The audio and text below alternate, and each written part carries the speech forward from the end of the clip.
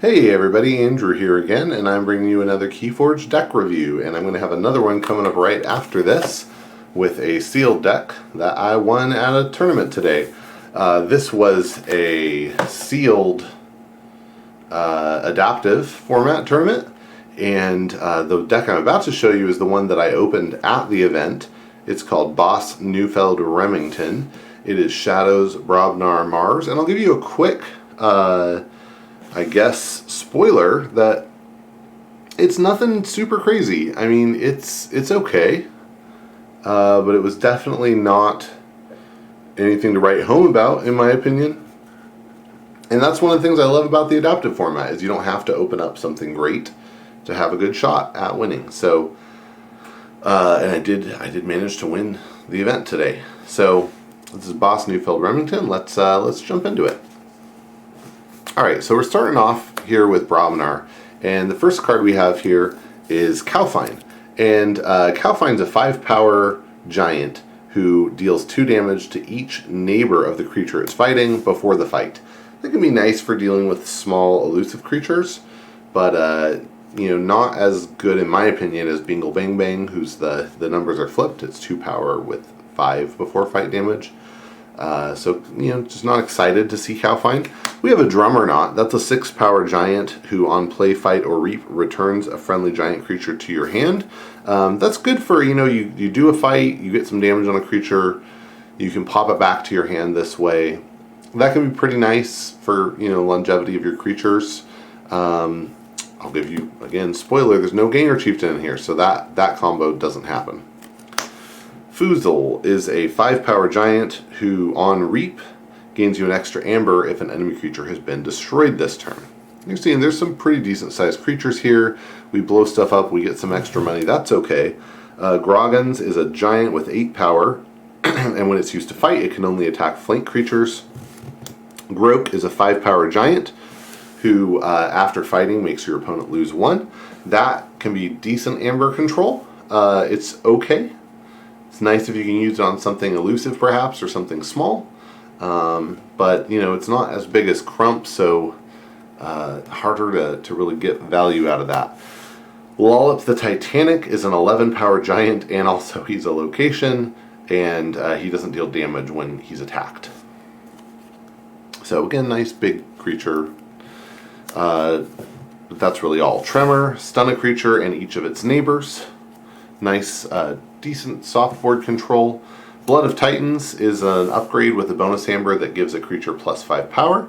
That's okay. Yeah, I love it on like the Groke maybe, and there's some other creatures in other houses that it's okay on. Burn the Stockpile. This is probably the best card in the Brobnar set here. It's an action that when you play it, if your opponent has 7 or more amber, they lose 4 amber. So that's decent amber control there. If you can save this for the right moment, it's actually quite good. Then we have Flamewake Shaman, who is 4 power and a human, and on play deals 2 damage to a creature. And I have to say, this was a little disappointing because we have 2 more cards to go, but I saw, oh, Flamewake Shaman, that's great, it has a great play effect. Maybe that'll work well with the Drummernaut, but no, because Flamewake Shaman is a human. So, nope, not that good. Then we have Little Rapskull. This is a very interesting card that ended up kind of being a discard quite frequently. It's a 2-power goblin with elusive that says creatures must fight when used if able. And, that's okay board control, but it's, again, nothing super game changing.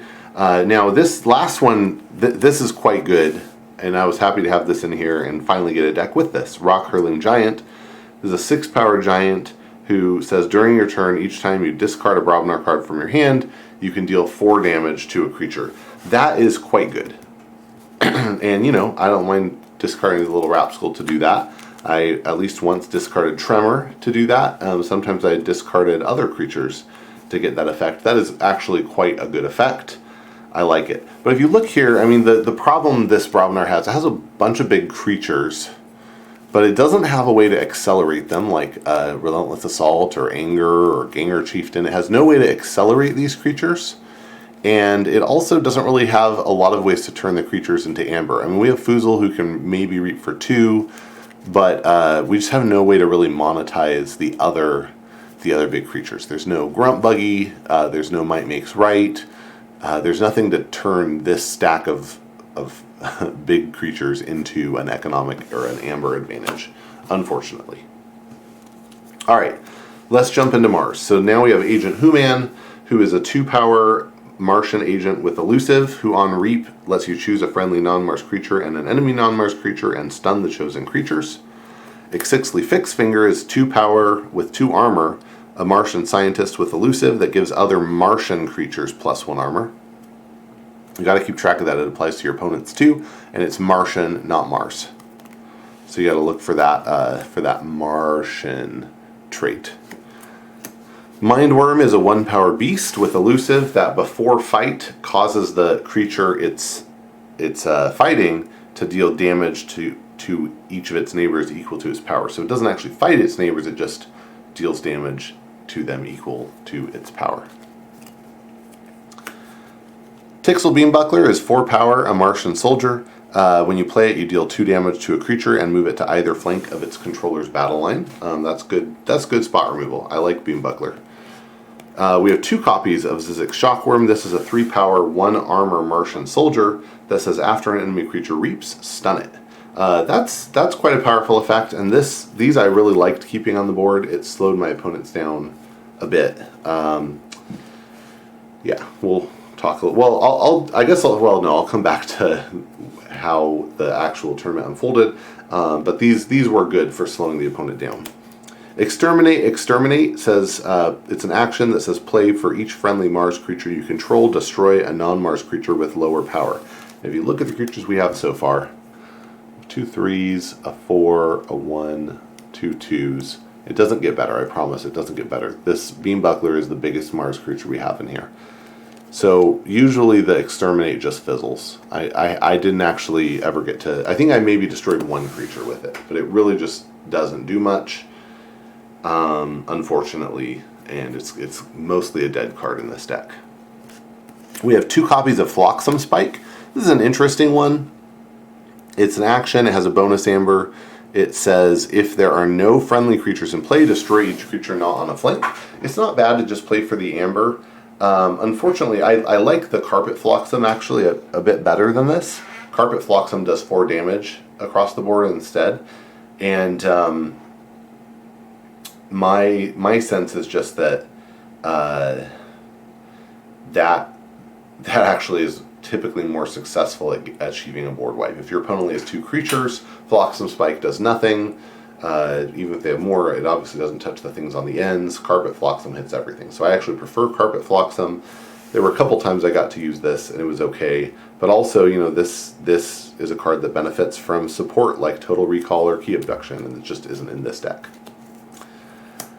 Uxlix the Zookeeper is a 2-power Martian scientist with Elusive who on Reap puts an enemy creature into your archives, and if it leaves the archives it goes back to your opponent's hand. This is solid. If you can get this out and use it, you can get good benefit out of it, and that's solid board control, so don't mind that.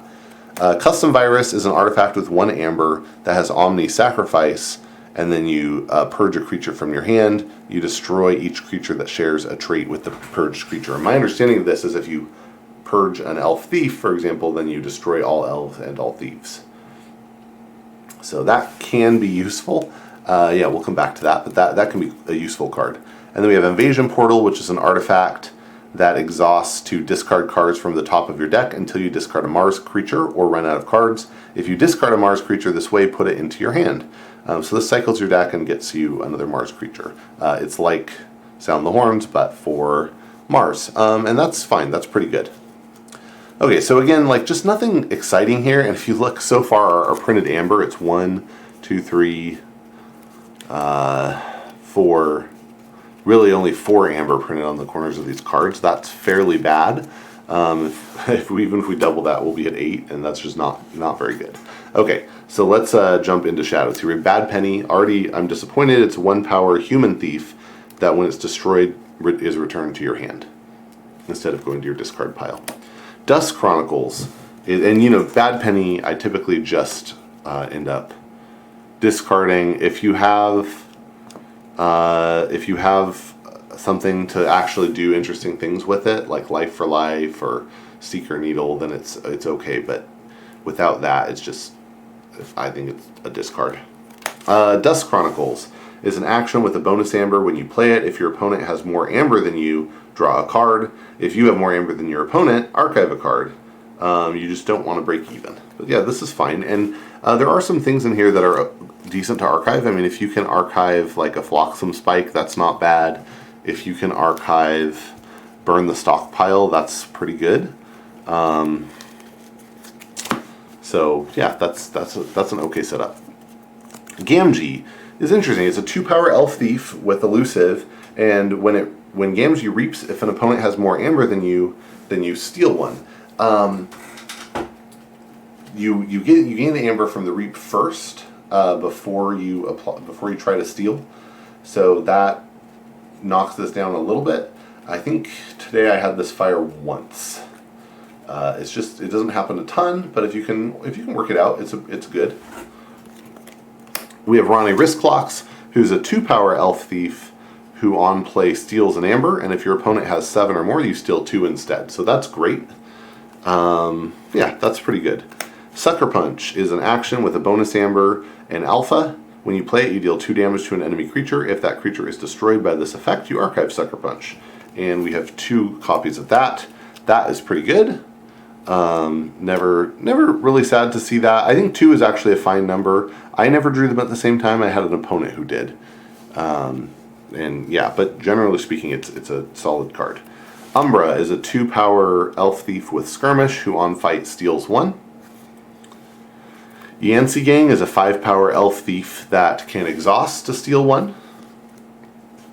Brend, dun dun dun dun. This one just changes how you play in the game. It's a 3-power elf thief with Brend the Fanatic is 3-power elf thief with skirmish. When you play it, your opponent gains 1, and when it's destroyed, you steal 3. We'll come back to this. Anytime I see Brend, I think, okay, I have to look at what else is in here with this. We have Hideaway Hole, which is an artifact with a bonus amber, and it has Omni Sacrifice. Creatures you control gain elusive until the start of your next turn. This is good for keeping, we have these stuff that steal, like Yancey, Umbra, Gamgee. We might want to keep those out for a turn, and so we can use them the next turn. Hideaway Hole lets us do that, so that's a solid card. Dapno Spymaster. This one I wasn't able to get much use out of. It's just so squishy, but it's a 1-power elf thief with elusive, and its Omni ability is choose a friendly creature. You may use that creature this turn. So if you choose shadows, you can like reap with Spymaster or whatever you want. But on other turns, you can use that Omni ability and use any other card. That's fantastic. So it's a really nice ability, but it ends up dying pretty quickly in my experience. And then lastly, this is a bummer. We have Key of Darkness. It is an action that lets you forge a key at +6 current cost, but if your opponent has no amber, then you forge at +2 current cost instead. And, if you can pull that off, that's forging at 8 is not terrible. Forging at 12 is pretty bad unless that's just how you're winning the game. But yeah, I'd definitely rather have Ronnie than this. Probably rather have most cards than this. All right, so let's see. What is interesting about this deck? So again, if we count up, let's see, 1, 2, 3, the amber pips in here, 4. So yeah, so we're at 8 total bonus amber in this deck, which is not good.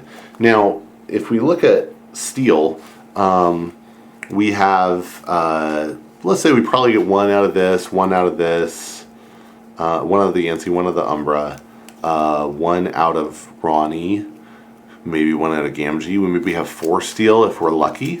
And for burn, with the Burn the Stockpiles, if we can pull that off.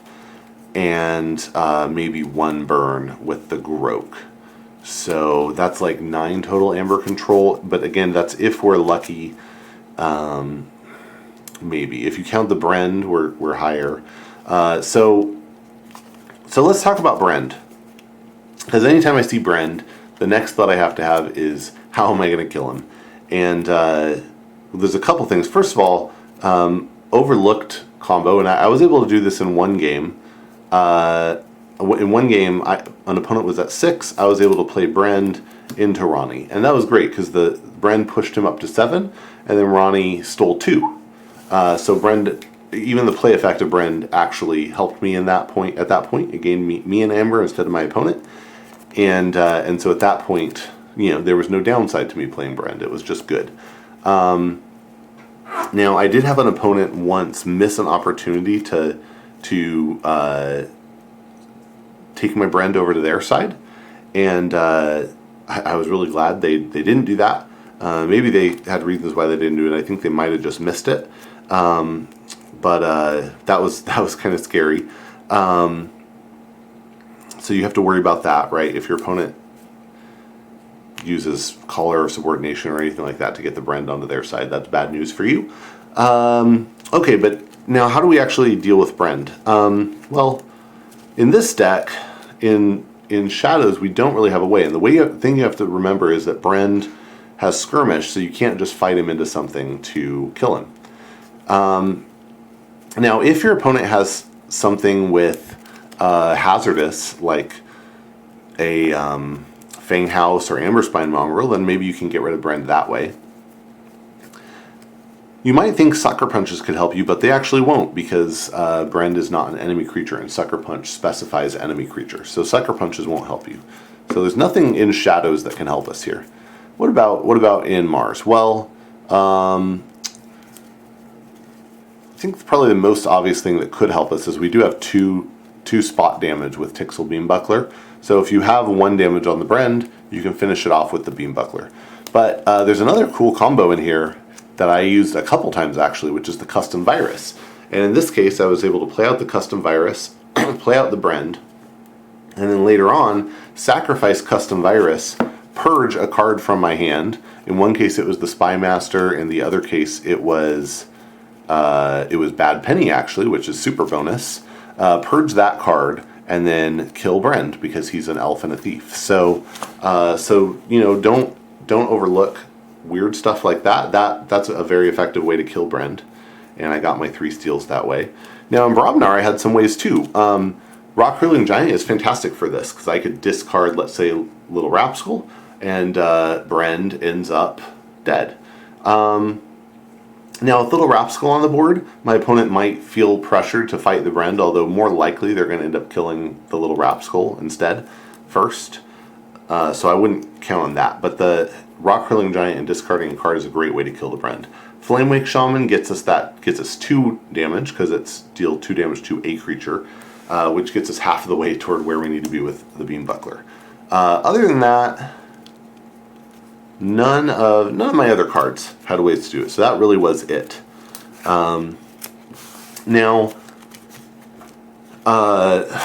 my first matchup with this deck, I lost the first game, won the second game with my opponent's deck, and then bid. Let's see, I started the bid at 6, and he went ahead and bid 7, and so he got to play with his deck for 7, and I just barely pulled out the win. In my second matchup, I bid, it went the same way. I lost, then won, and then I bid 6 for his deck. He bid 7, I bid 8, and then he bid 9. And I let him have it at 9, and I managed to win. It came down to 1 amber in the end. He was short 1 amber of winning. So that was pretty scary.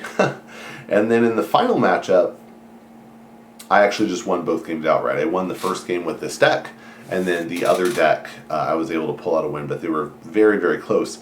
Funnily enough, he also had Brend, but he had 2 copies of Life for Life, which it turns out is very good with Brend. So anyway, that was pretty interesting stuff, pretty fun, and yeah, I would even hesitate to take this to a Chainbound. It might be worth 3 chains, but I don't know. It's not. It just doesn't have enough going for it to be really good, especially if other people are getting to pick what decks they bring. But I had a lot of fun. I had a lot of fun playing it in adaptive. It was really a lot of work keeping up, but it was a lot of fun, and really appreciated the other people that came out to play. So if you're one of them, then thanks for joining. Just had a fun time. So managed to win, and then I'll do another video later on with this deck that I won. I also won one of the Mars mats and a cool Sanctum poster. So fun stuff. Anyway, thanks for watching, and keep on forging.